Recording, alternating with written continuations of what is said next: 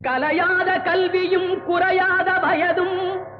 ஓர் கபடு வாராத நட்பும் கன்றாத வளமையும் குன்றாத இளமையும் கழுபிணியிலாத உடலும் தலியாத மனமும் அன்பு அகலாத மனைவியும் தவறாத சந்தானமும் தாழாத கீர்த்தியும் மாறாத வார்த்தையும் தடைகள் வாராத கொடையும்